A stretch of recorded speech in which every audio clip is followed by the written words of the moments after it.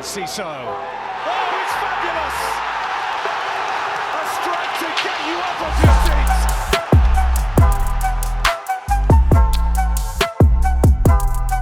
Hello and welcome to Seagulls Social. I don't know what episode it is because I haven't prepped. 16. But welcome, Something like boys.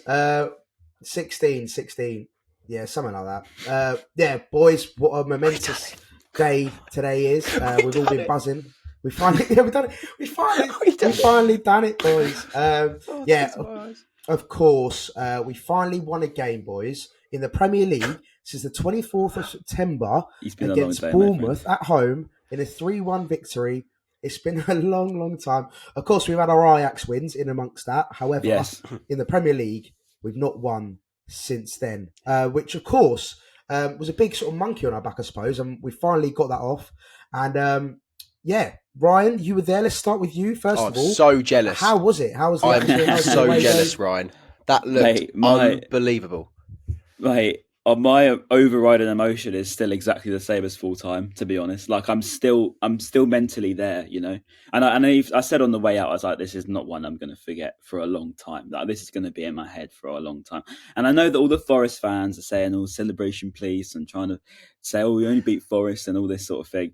Who cares? Who we've beaten? We could have beaten. I don't even care. We could have beaten Luton away, for all I care. The main point is, I mean, Luton away ain't for everyone, just saying. But we could have. Nice. But then again, mate, the way that we had 2 injuries in the first half. We've had 6 injuries. Our best players have been out. Lewis Dunk got sent off. We were literally up against it for about 20 minutes at the end. The emotion at the end just completely came out of everyone running. I've never seen anything like it. In terms of like players, staff, coaches, the bench, everyone was running over, making magic scenes.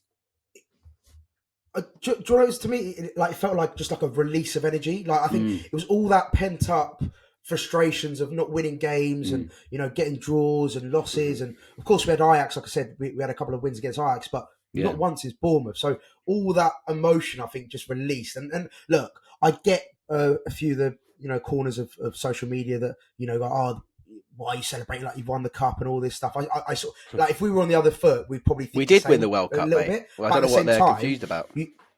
Yeah, Forest away is the World Cup final. No, but at the same time, you've got to appreciate that we haven't won in a long time. So I think like it's just a release of emotion. And I think Zerbi actually, I don't know if you guys watched the post-match press conference as well. He was like, he basically said it was like just all my emotions released because of what happened against Sheffield United and what happened against Fulham. So he was just like, it was just a sort of a build-up of emotion. So yeah, I completely get it. And then quickly, Ben, you obviously buzzing as well. Talk to me, your initial feelings. God, yeah, just absolute relief. And I think when you got a manager like Zerbi running and showing that kind of release of emotions, it kind of helps you. He's doing it for you. He's doing it for the fans, and you can just imagine that's exactly how everyone was feeling at that exact moment. Like it was unbelievable, and it just felt like everything was going against us in that game. And like the world just did not want us to win. The bull prick Anthony Taylor didn't want us to win, and we still done it. Mate, I hate him so much. How was he somehow dubbed this number one referee when he was managing? He was refereeing in the Championship 2 weeks ago. The fact that all of the Forest fans on our end and Brighton fans all sung together about Anthony Taylor being bad every week or whatever the chant was. Yeah. Like the fact that all of us sung it at the same time goes to show just how bad that refereeing performance, not just yesterday, but Anthony Taylor in neutral games manages to wind me up. I mean, even if it was against like Palace, if he was making bad decisions, it'll wind me up. So it's the fact that everyone agrees is ridiculous. 100%. We're going to get on to Anthony Taylor. There's 2 points. Who cares about Taylor at the minute? The big talking point, but but no. So to finish though, but like we'll get the on to emotion later, was just like the release of everything. Just to echo what you guys said, it was just everything going against us. What the results we've been getting, failing to get wins, and just finally getting that win. Like it just felt like such a massive win, and that was the first time they've lost it at home this season. Like it's not an easy place to go to. You know. Ryan, you obviously joked about it being the famous City ground, but it is a tough place to go to, and they're a pretty very solid tough team. Place to go. They've been unbeaten since they beat us, haven't they? End. Oh, really? Since the game, and then I think Awonyi was part of the unbeaten run or something, and then he was Yeah. obviously out for the game, which was like, a one year's out. Brighton come back and then end the unbeaten run that we started, which is quite a nice turn of events. Just the start of the game, the way we conceded, just that kind of, I was thinking, oh God, here we go again, because I don't think they'd had a touch of the ball, really. It didn't seem like it for that first 2 minutes. And then I think we got dispossessed. Just quickly, Ben. Sorry. Just quickly, before we get into the game, I just wanted to bring up one point, just because, I thought it was a nice talking point. So obviously, Tariq Lamptey started the game prior to kickoff. Yes. He hadn't played since Marseille in 5th of October. So I know we had a lot of injuries and we don't want to rush players back. However, do you think it was the right choice? I know there wasn't much choice and you sort of have to play him, but a player that hasn't had any minutes since Marseille, do you think it was worth putting him in? Obviously, we know he got injured in the end. Let's start with you, Ryan. What were your thoughts around him starting? Yeah, I get that point. Like, it looks in hindsight a stupid decision, but I think hindsight's always a wonderful thing, isn't it? Because we had no left back, and we had to put on Jack Hinselwood. So that would mean we'd have basically had to start the game with Hinselwood, which would have been so harsh. I mean, he looked so nervous, and full credit to him because he did have a good performance.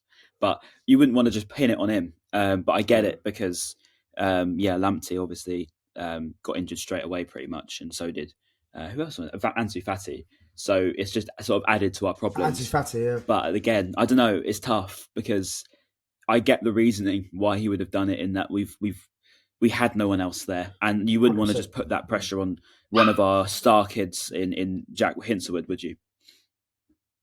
No, especially after his last start was. No, exactly. And Ben, I was going to say, I wouldn't have started Hinselwood just because his last start or his first ever Premier League start was that 6-1 against Villa where we got absolutely battered. It's the last time he played, wasn't it? Yeah, I think that was the last time he played. So I don't know. I guess putting Lamptey in, starting him. I think it was his first first start since Man United away apparently, and he played on the left there. I'm pretty sure as well. I'm looking ahead to Chelsea. I think that's our next game. God knows who we're playing at fullback. Are we starting Gross at right back and Hinselwood at left back at this rate? It's not looking good. But I think I back Zerbi starting Lamptey because I think the minutes that he did play, he showed some promise. It was bombing down the wing a little bit, and then it's just so frustrating to see him go down. And like friend of the show, Mike King, I think he put up a tweet saying like, "Is it time to kind of cut ties with Lamptey?" And I guess that's kind of a question for you guys. You think? No. I think we've spoken about it before. I really don't want to. I feel like I just want to keep Lamptey for the rest of his career at Brighton because I love him so much, and there's definitely a player there. But it's just it keeps happening. So like, how many times are we gonna keep putting up with this in that sense? I don't want to be negative or like say I want to get rid of him because I want to keep him. But I guess that question is now getting asked, really, isn't it? Right. So Maz couldn't hear me that whole time. So for the first 8 minutes of the podcast, it was great. Funny. I was just making a point about Tariq Lamptey and like whether we should cut ties with him. I'll throw it over to you, Ryan, so Maz can have a think whilst you can now hear me. Ryan, do you reckon it's time to cut ties with Lamptey, or are you happy to keep him and keep faith in him? I don't want to cut ties with anyone in this club, to be fair, but I think I get the point. It's annoying. It's more annoying in terms of we know how good he is when he can play. He's got such a high talent level, and it's a shame because he's a bit of a rare breed, isn't he? As we've always used to say. But I don't know. I feel like we'd regret cutting ties because what if he's okay for the next 5 years after the next injury or something? And there's nothing to say that he could be like that, but I don't know. I wouldn't want to cut ties with him because I want to just keep him around. I like him a lot, and when he does play, he has value to the team. But yeah, just need him to stay fit for more than a month. That's all we manage is minutes better. But again, that comes with a better squad, I suppose. But I would say no. Yeah, he's kind of forced to return, wasn't he? And yeah, Maz, what are your thoughts?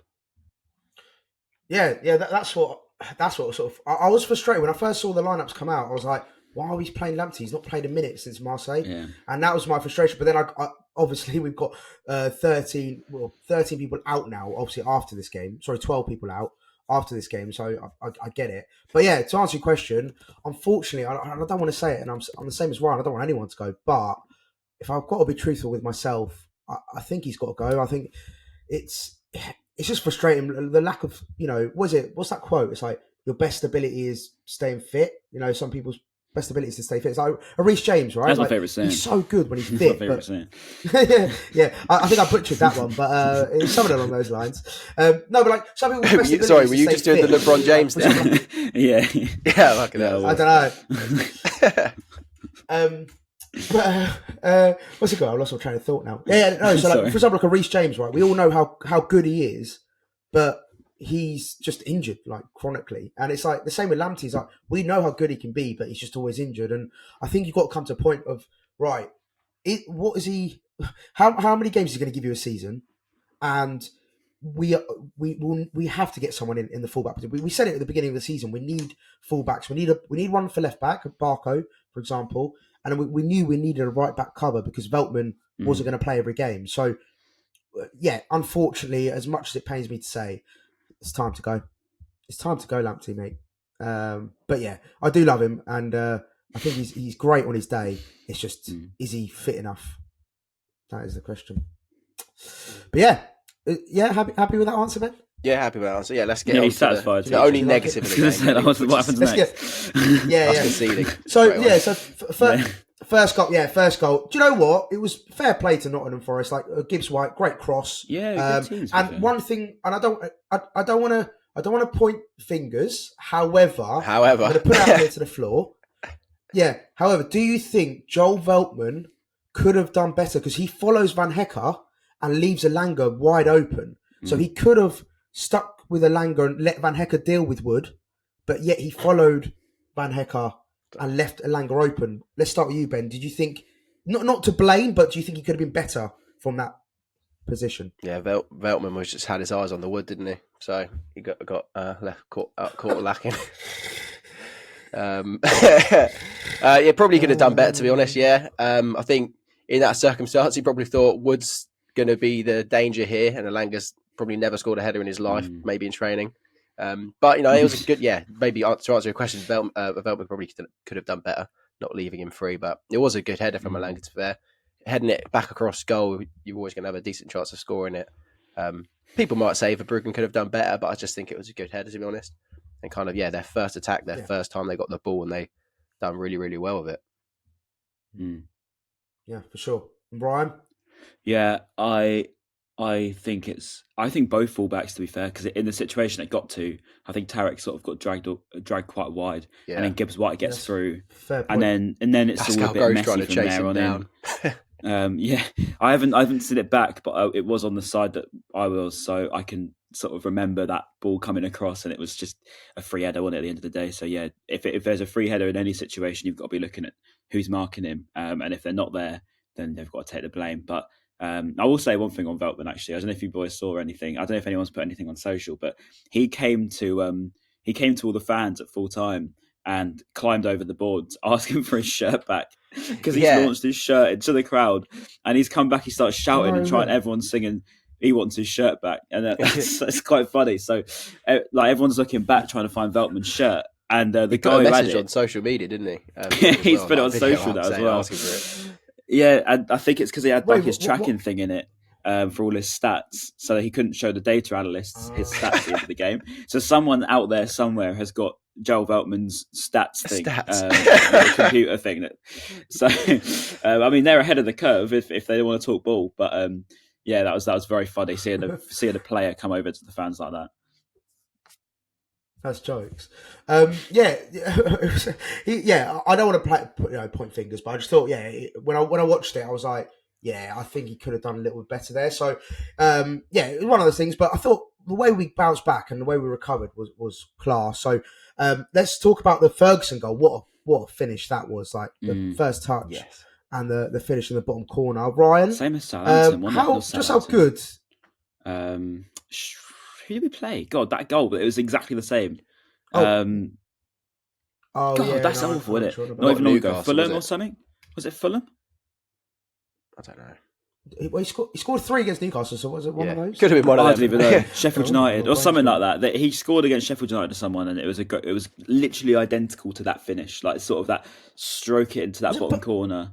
I can't remember who it was. That's really annoying. I think it was Sheffield United.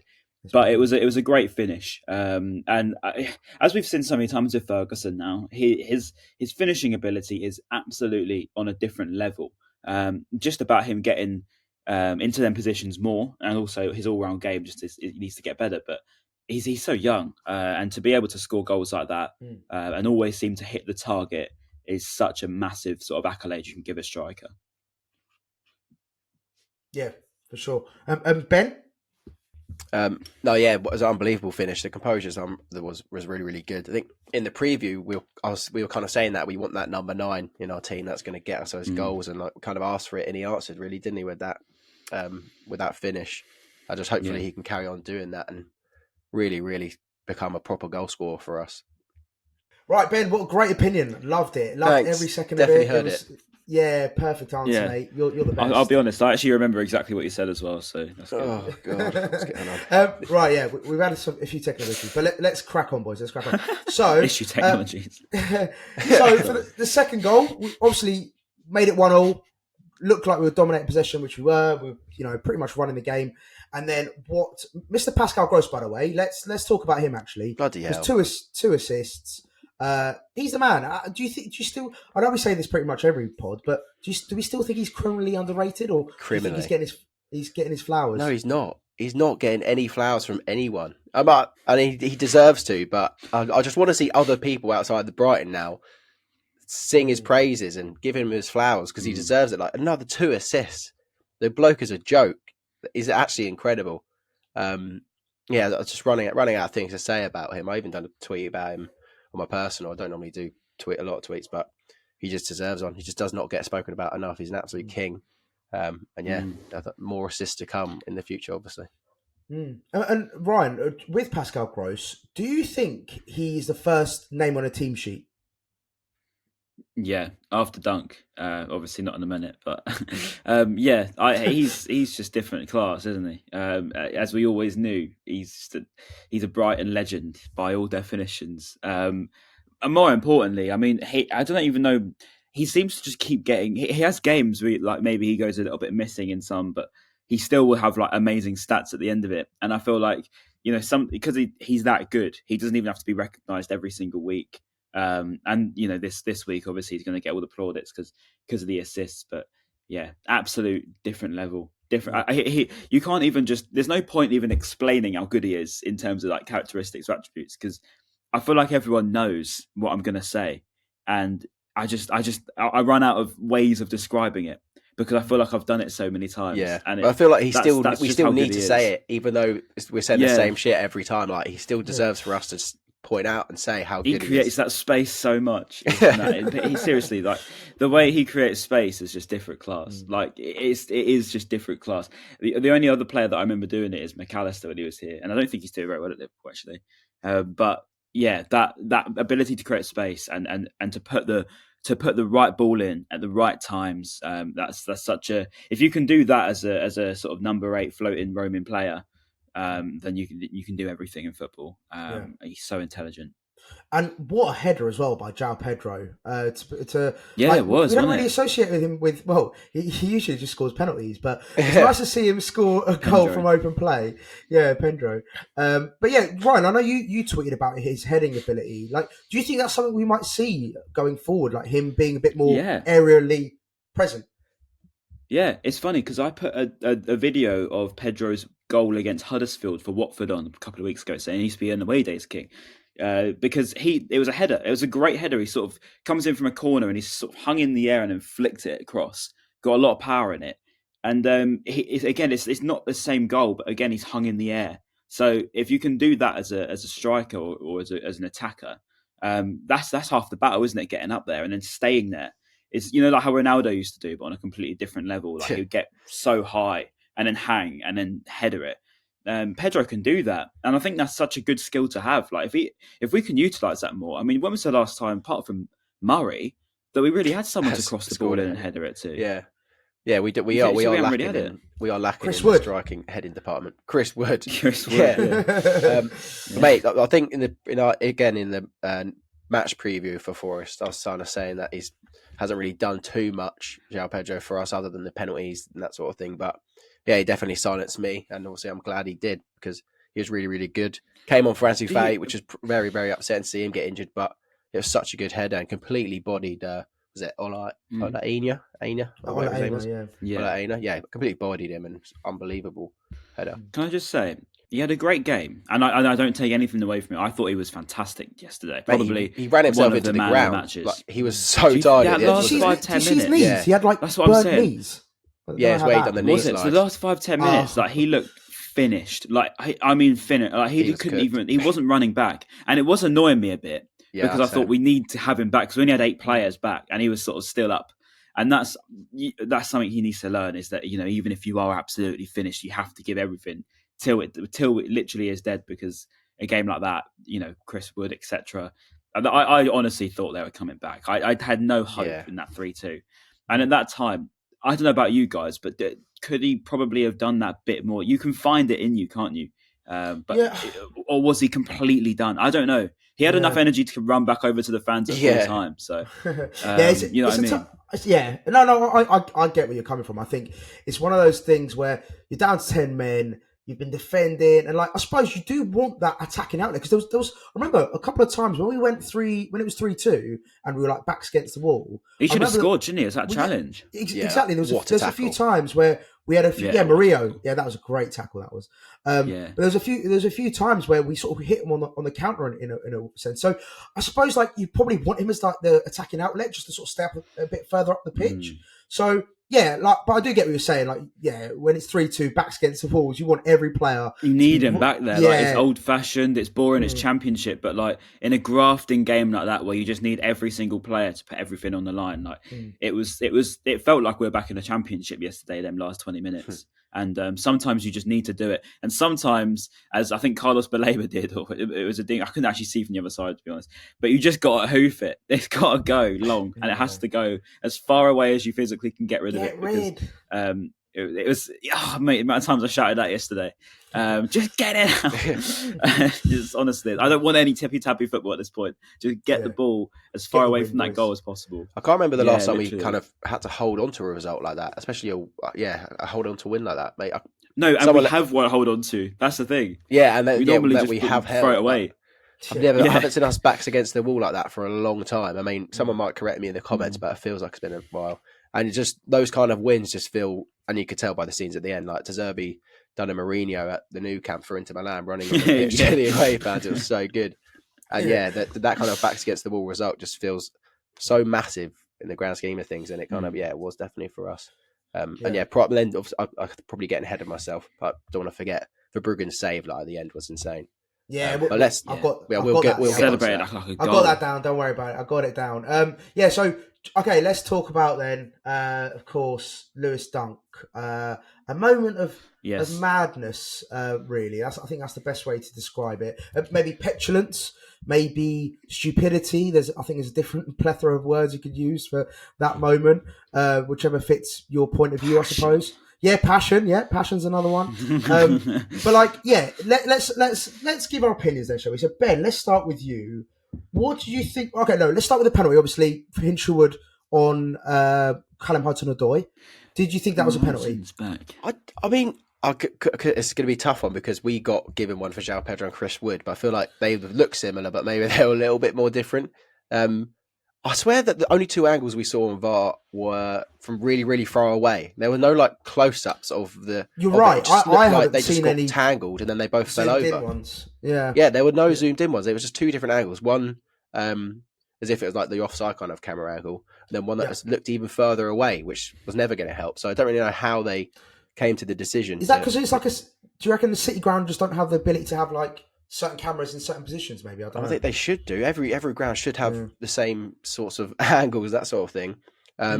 It's a confusing one. Like even Steve Cooper after the game said he was disappointed with the referee, despite getting the penalty, because he was saying that it should have been given by the referee, not by VAR. Like he said, if Anthony Taylor's going to give the Chris Wood one on Joao Pedro, then why is he not giving the Hinshelwood one? But despite them he didn't give it, did he?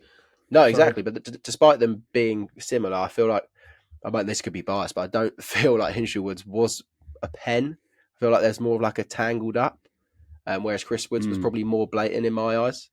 Could be being biased, but that's just how I feel when I saw it. And I don't think the ankles did not help VAR. So I don't know how they came to change the on-field decision. Did you say you haven't seen the replay yet, Ryan? I haven't. I've was it seen, like in the obviously, stadium? Pedro one quite clearly. But from my angle, obviously the whole ground's gone erupted. They're allowed when they want to be on their Forest, to be fair, but they've all sort of gone penalty, and then I thought, he's going to give it, and like you know, when you have that feeling, you just think, they're going to just give it, and then he goes over to the screen. You're like, God's sake, this is going to be a long way if they do score. We nearly scored as well after it, which is quite funny. I was thinking we were on the attack. I was like, this is going to be so typical because I think they said VAR checking it. And then I was like, this is going to be so typical if we score now and it gets allowed. But Hinchwood nearly cut it back to Evan Ferguson, I think. I'm sorry. I'm sorry. Mate, he should have gone across goal. Should have just gone. No. He tried to pass it. It was a poor pass. I mean shooting across goal. It was a poor pass. Put your body across the ball and Ferguson went mad, didn't he? Did you see Ferguson's reaction to that? Yeah. He was like, he was fuming. I think the pass was poor from Hinchwood. But we prefer give him the benefit of the doubt. Yeah, we'll give him the benefit. I love it. It's all right. So obviously, we think it was. Well, I personally think it probably was a penalty. I agree with you, Ben. The angles weren't great, but I think it like he sort of does put his arms around him a little bit.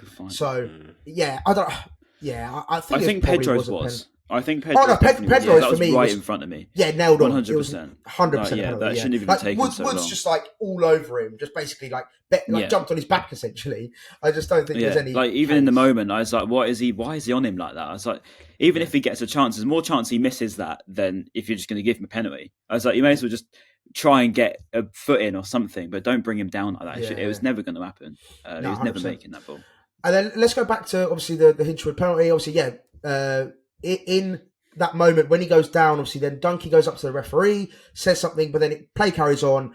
And then it's once the review's been done and he's awarded the penalty, obviously Dunk says something to him, he gets a yellow card, and then he calls him a fucking bellend, which is, according to the referee... Is that what he said? Well, yeah, so someone's done like a slow-mo on Andy Taylor. And right, I see. And when he was telling Van Hecke, wasn't he? What he said? Yes. So Van Hecke, fucking bellend or something like that. Yeah, he's just called me a fucking bellend. Yeah. So look, let's be honest, right? He's not wrong. He's not wrong. Yeah? He's not wrong for one. He's not wrong for number one. But secondly, I mean, I'm sorry, but if you're a referee and you've got offended by someone calling you a fucking bellend and you're giving him a straight red, by the way, not even a second yellow. No, it was a second yellow, wasn't it? So this is it. No, is it was a straight red. It was a straight red. But he gave him yellow first. And then obviously okay, got it, yeah. No, and then he's giving him a straight red. Yeah. So he's got a straight red for dissent. So that could be a 2-game ban, I think, if it's a straight red for 2. Oh, you've just got balloons again. What is going on, mate? What is going on? I don't know. I've just got it. Yeah. I've just got it. Go on. The penalty and the moment. I'm only just rewatching it back. The Hinchwood pen, just to give my opinion. Yeah. The Hinchwood pen, just to give my opinion. I do think it's dodgy. I don't think it's as clear cut as Pedro's. Mate, the fact we're doubting I see as well. No. The fact he's come across him a bit, it's always gonna give it in there. It's a pen. Premier League refs always going to give it annoyingly, but I don't think it is a pen that much. Right, I don't think it's a pen. Did you miss Maz's screen? He just had the balloons come up on his screen again. Yeah, I heard you say it, but I was watching. I was trying to read Lewis Dunk while you were commentating about it. Because basically, fake news came out and people were saying that he called him a bald prick. he doesn't actually. He should have saw that one. That would have been funny. I wish he did. But yeah, I think he says he called me a fucking bellend. So I think that they were the words. It looks petty from both the funniest sides, thing is Lewis Dunk then. So he's obviously said something to get the yellow, walked off, and as he's walking off, he's probably called him a fucking bellend maybe. Yeah. And then he turns around to try to shake his hand to apologise. Yeah. No, don't worry. I was like, Dunk, you're not getting away with that, by the way. He was like, no, it's fine. No, but I see. This is where I think this is wrong. I think we should definitely have one of those things where it's respect referees. I'm all for it. Let's make sure that the communication between referees and players and fans is respectful. But at the same time, in the moment when you just conceded a penalty, right? You're gonna be riled up. The thing is, swearing at the ref is a yellow. It's always a yellow. It's since you're how old? I don't even know. You get a yellow. That's always been and I get that they're trying to read. they're trying to get it back, maybe some respect. If that's the case, and that's the actual thing, then fair enough, right? If they're actually going to be consistent and stop and get players to be more controlled with their emotions, then fair enough, and there'd be more respect in the game. But I highly, highly, highly doubt that every single time that a player swears at Anthony Taylor or any referee in the Premier League this season, they're going to get either a yellow or a red card. I just don't see that happening. I've got a point. I've got a question. Do you think if Zerbi didn't say what he said after Sheffield United about hating 80% of the referees, Mate, do you think Dunk would have got sent off? Probably part of it. What did I say? What did I say to you the other day? I was like, that could actually. The last podcast when after that game, I said that could actually genuinely hamper us because I don't know if you. In America, right, in NBA, it's very similar. Like there's basically a lot of referees that hate certain teams and players because of comments they've said in the past. I'm not surprised they don't like us now. Our discipline versus what it used to be is way worse. Like we used to be the nice guys, weren't we? We were always the nice guys. Now we get sort of yellows all the time. Our managers get sent off. Like you know, the discipline's definitely gone downhill a bit. And sometimes it's good, but sometimes you think we need to calm down a bit. I just want to say I'm here for the ill discipline. On. I'll just say to Zerbi's comments on Dunk, just quickly before we move on from it. He said Lewis is a good guy and he made a mistake. He said sorry to everyone and we had to accept the referee's decision. But Dunk is a Brighton fan and we can understand his emotion and his mistake. So seems like it's all forgiven on yeah, well, exactly. Didier. But it looks like it's all forgotten on the De Zerbi side. But yeah, it's a stupid way of getting sent off. But maybe a final point on this, and this is quite an interesting one because I've got my views on this one. So I don't know if you saw on socials, the Brighton admin obviously posted our skipper when Dunkey obviously celebrating. So he's obviously got a red card.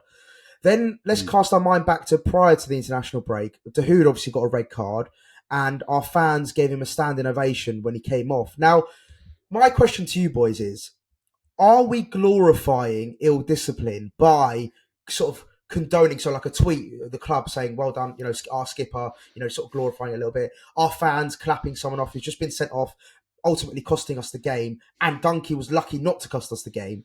Let's start with you, Ryan. Do you think we are sort of, as fans and as the club, sort of not encouraging this behaviour, but we're sort of saying it's okay, like you're still, you know, yeah. What do you think?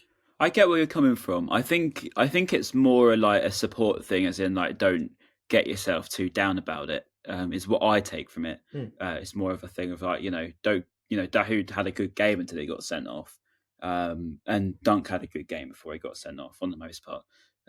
So maybe it's one of them where it's like, don't get yourself down because you've had a good game, you've had a stupid moment. It should then be, don't do it again because we don't want you missing games. So yeah, I get both sides. I don't want to seem like some softy though, because like at the same time, it is football and we're just sort of being there for our players, aren't we? But yeah, I get what you're saying. Sometimes you just got to think, just stop. Just don't get so many yellows and reds because we've got an injury crisis as it is. Yeah. So we can't deal with not having Dunk now and not having Dahoud. We've only got Van Hecke as a fit defender. If Lamptey's out as well, no left back. So we finished the game with, was it Veltman at centre back, Van Hecke at centre back, Hinchwood at left back, and Gross at right back. Yeah, Gross. So it's just like insane. Bones, but no, literally. 100%. And Ben, missed Chelsea, wasn't he? Yeah, he'll miss. Yeah, that's huge actually. Ben, what do you think on the whole sort of ill discipline at the moment, I suppose, and our reaction to it? I think it just kind of shows the frustration that the club has been going through at the moment, and that it just proves in the cards that we've been picking up and the red cards. Like we said earlier in the podcast, I feel like everything is going against us. So clearly the players are frustrated with that.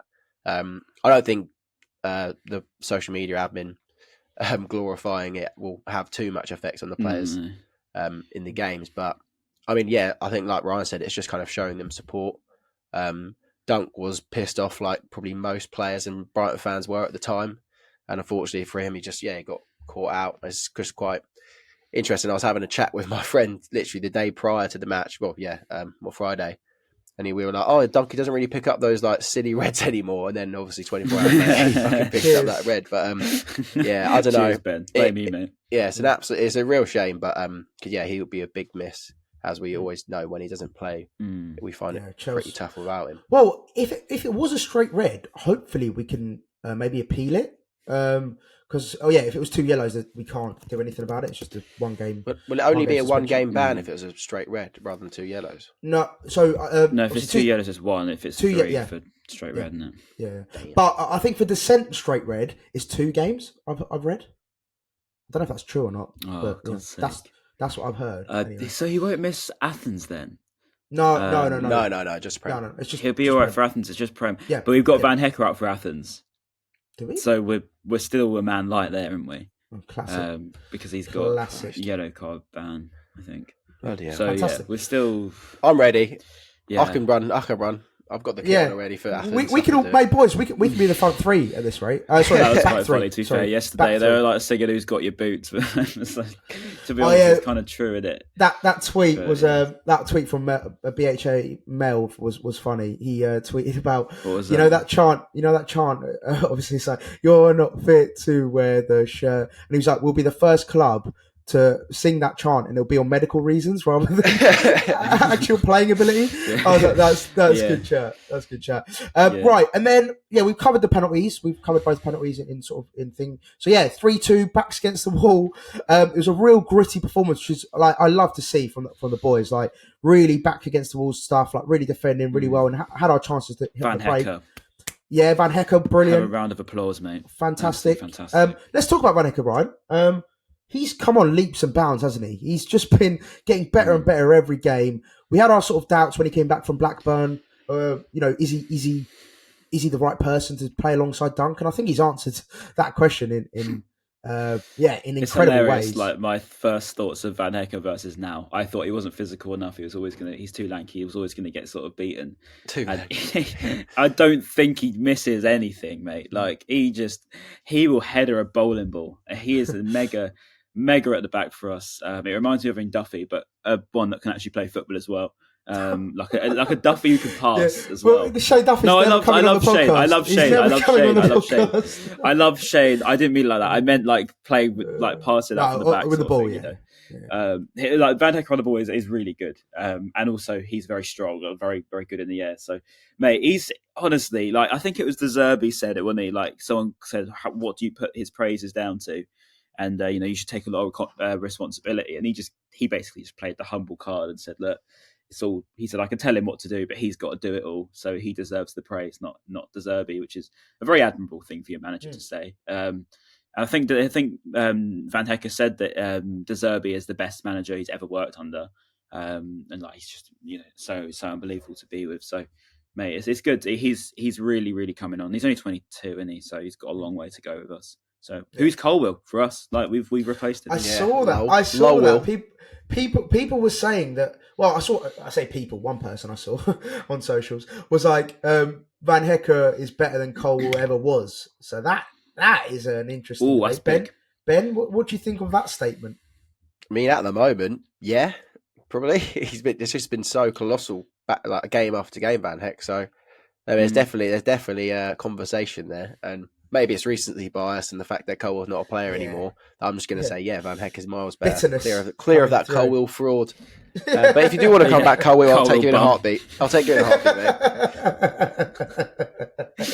Amazing. And then the Verbruggen save. What a save. Obviously, Yates header. What a save that was. Mate, that was so funny. Bro, the Forest fan, there was a Forest fan coming out the ground at the end. He was probably drunk and all this. He was going 3-1 down and we bring on Yates. Big fan. But yeah, to be fair, should have scored that. But it was, mate, Verbruggen celebrating goal kicks, celebrating throw-ins like goals. This is football, mate. This is the beautiful game. It's just such a shame fans want to see. Such a shame we conceded that goal, like the Elanga one, because a clean sheet in the Prem for Verbruggen would have been so good. And I got the mad stat. It's like 17 games in a row where we scored and conceded in the same game in the league. It's 17 in a row. I think that's a new record as well. We really need some clean sheets. Desperately, so bad, please. In the Premier League, obviously, just give us some clean sheets. Why do we think we are so bad defensively? Is it just injuries? Is it not? I'm not saying bad, sorry, but like we've been conceding goals every game. Yeah, that's the weird thing, isn't it? Right? Because when you look at like our players individually, Dunk, Van Hecke, Veltman, they're great defenders, and then I think that's what's funny. I think I honestly think it's midfield that's costing us so many I goals. was about to say, is it the protection from midfield? Yeah, like there is nothing there because our defence and goalkeeper, to be fair, Verbruggen kicked the ball out a few times. Like he didn't maybe have his best game until the last sort of 15, 20 minutes where he really came into it a lot more to make them big saves. But, he's young, getting used to it. And I think that's the thing. A lot of the team's young and getting used to it. So we're going to just keep conceding when we play how we do, out from the back and, Yeah. All right. Well, listen, boys. It's not the end of the podcast. However, I want to talk about the injury crisis that we've got on our hands here. What injury crisis? Yeah. We're fine, boys. We're fine. That starting 11, injury starting 11 is looking good, by the way. Yeah. So let's go.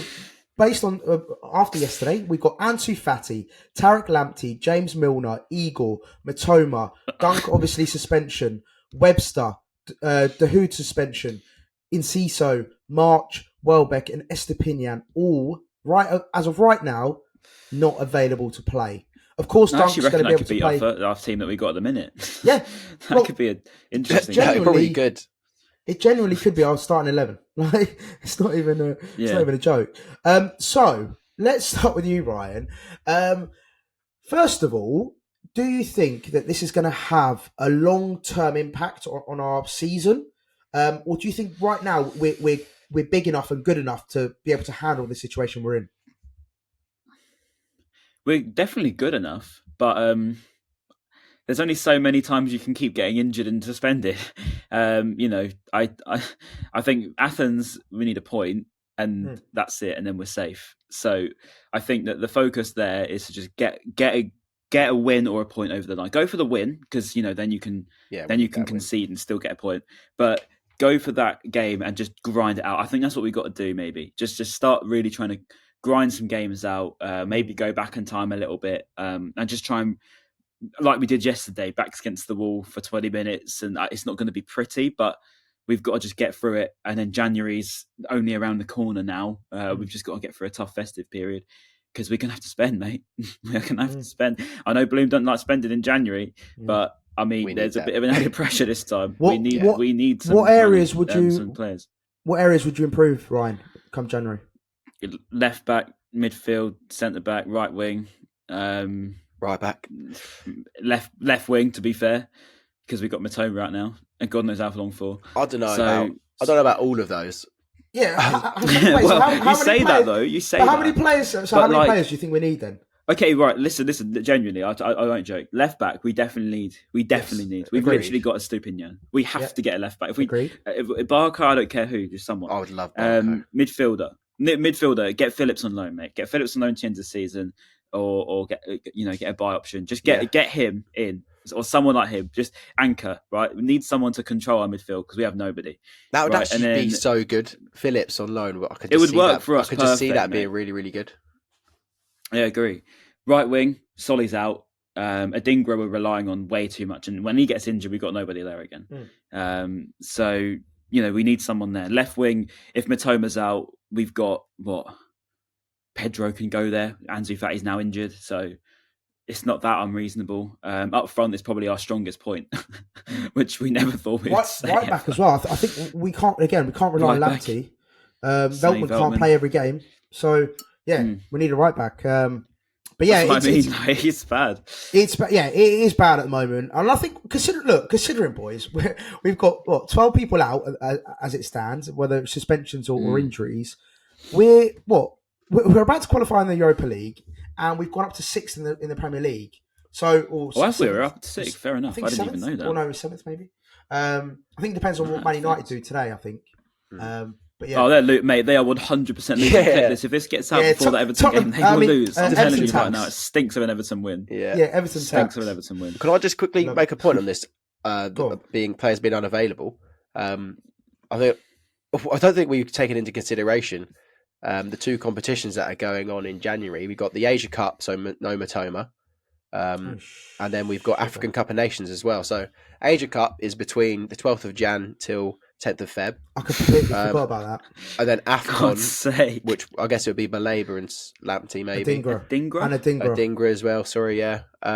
January 13th until 11th of Feb. So there's a solid month Let's go. there where We we're are going to be finished. missing some key players. We're going to be missing some key players. Wait, We if you take out Baleba and Adingra of that team, and you're telling me we don't need them playing them positions. Yeah. No, That's what I'm saying. true. That's why I've just come to the realization. That's provided we need Adingra doesn't even get injured before then, because we're starting him every single week in every single game, and he's 21, and he runs his socks off. To be fair, time to him. for Facundo Buonanotte to step up, and hopefully when Cisse comes back from injury, he won't then get injured again, because we've seen that happen with The thing Estepinho. is, though, Ben, like we're decent up front. That's it. We're decent up front, but like we can't put Buonanotte in midfield.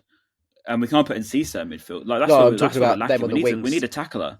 On the wings, I think we're all right. Like I think we're solid in midfield. Yeah, midfield, right back and left back would be for me the three positions we really need to get locked in. I know it totally breaks it, but why shouldn't we be looking at Phillips? It ticks so many boxes for us.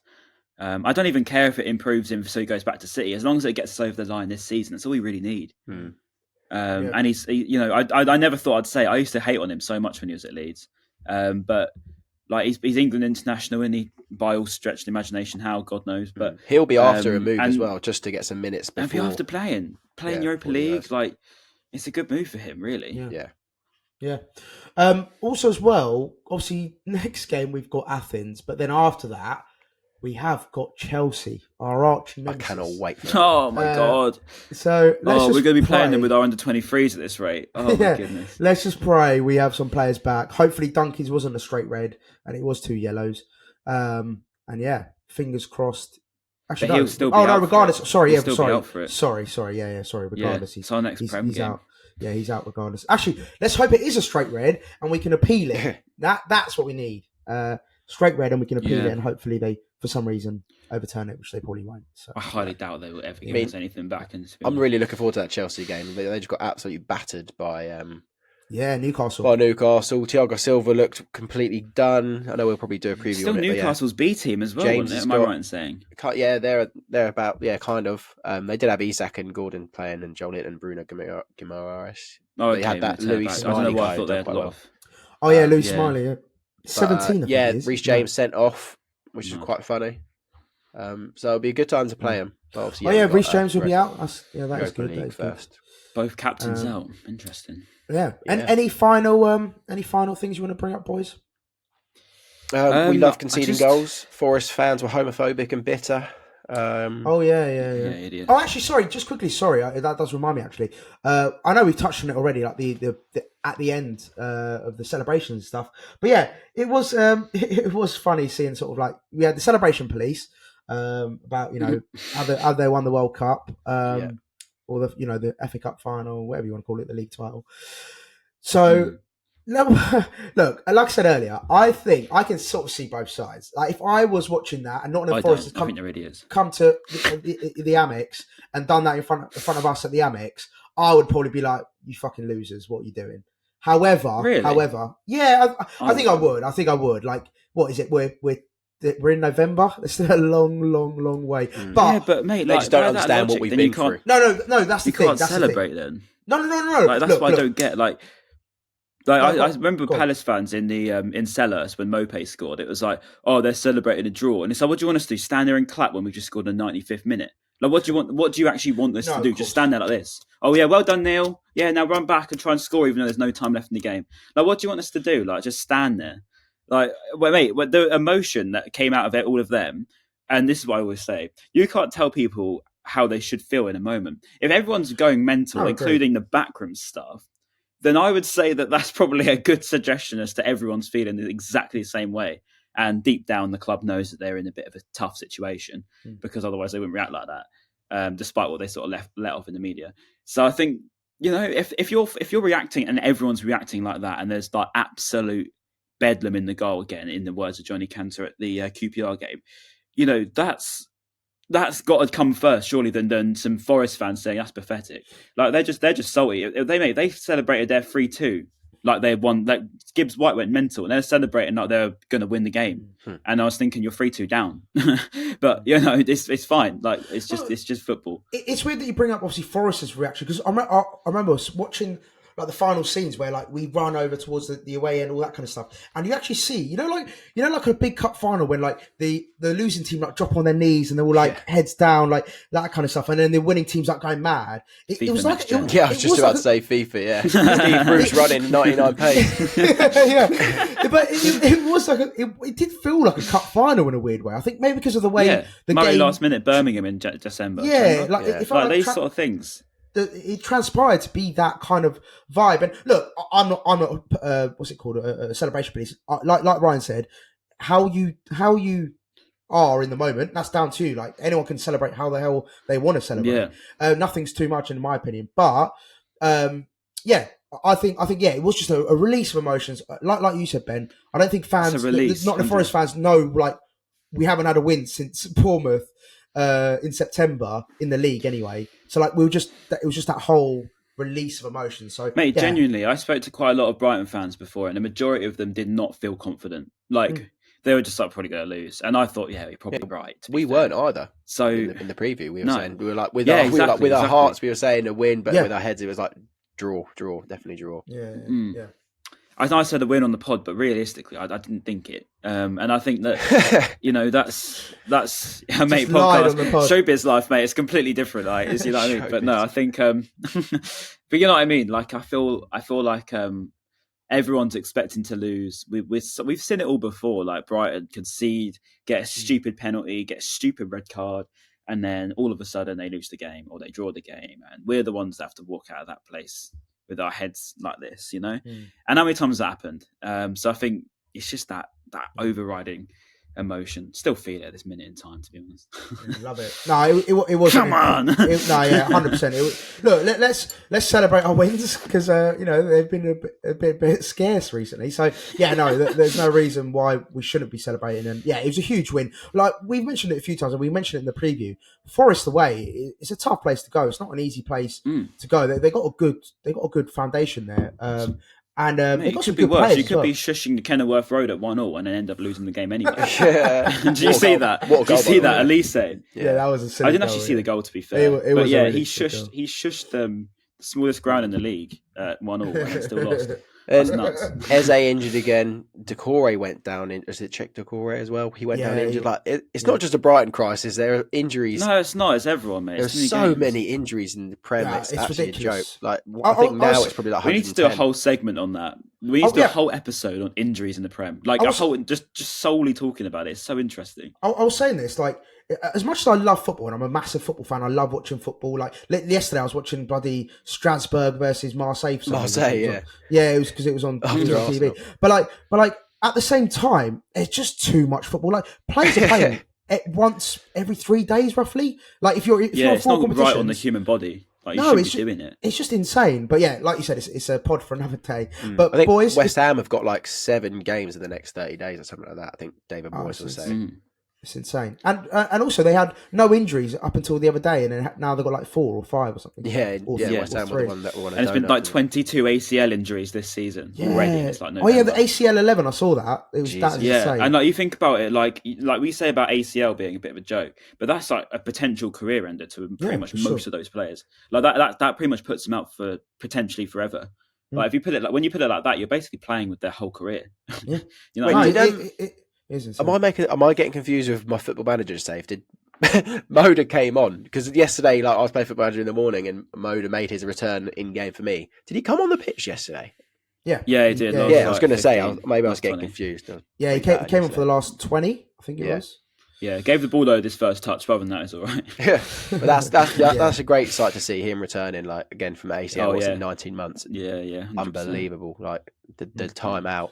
Hopefully that adds that depth in midfield that we've mentioned. He's probably not the answer, but it's good to have the cover. Zerbi rates him, doesn't he? Zerbi rates him. I'll back to Zerbi's opinion because he seems to. I would agree with you, Matt. To be honest, I was a bit like, Moda really was he that good? I can't really remember too much about him, but Zerbi seems to really sing his praises, doesn't he, in the press conferences? And I'm guessing he's right. I mean, I probably he could be the option. I'm guessing he's registered for Europa League because we haven't got the biggest squad, so I'm sure he probably. I mean, we ain't got anyone registered at this point. boys, we're playing against Athens away, mate. We're there. Yeah. We're starting. I'm playing centre back. Come on. Boys, right. Bring your boots. Absolute pleasure. Always a pleasure speaking with you boys about football and all things Brighton Hove Albion. What a win. In the end. Yeah, we got there in the end. We had some technical issues, but we finally made it. Incredible win. Make sure that you are subscribed to YouTube if you're watching this on YouTube. Obviously, click that subscribe button and also give us a like as well. Because I've noticed, actually, you cheeky little buggers, you're watching it, but you're not liking the video. So do it. That'll be much appreciated. I'm looking at you. Yeah, Looking at you. We're looking at your soul, mate. And then Comment below. Anthony Taylor is bald. Yeah, nice. I like that one. Or don't if you don't want to get taken down by YouTube for offensive comments. No, just stating the obvious. He's bald. Like, what? Yeah, he is bald. He's a factual. My sister he's a got factual taken down on TikTok for calling me a weirdo. So Really? wouldn't put it past YouTube. Yeah, genuinely. It is a factual statement, to be fair, Ryan. So we're just speaking the truth. Yeah, Anthony Taylor is bald. Put that. Also give some opinions on our segments, because whenever we ask people to actually give opinions on what we said, it tends to get some decent reaction, to be fair. Yeah, it does. So I want to hear people's, because I actually look through our YouTube comments as like a feed, like it's on TikTok or Twitter. Like I just want to see like what people are saying. So drop if your you comments. agree with us or if you don't, engage with us, and we will engage back. And then finally, of course, Spotify, Apple, all that good stuff. Make sure you are still listening and leaving reviews and all that good stuff, guys. It's been an absolute pleasure. We shall see you after Athens. Or probably before. Oh, before time, but yeah. Yeah, preview. Yeah. Oh yeah. All right. In a bit, while are we doing the Rashford celebration? No, I don't know. It's actually in CISO, isn't it? In a bit. What's in Yeah. CISO? Who knows? He's back soon.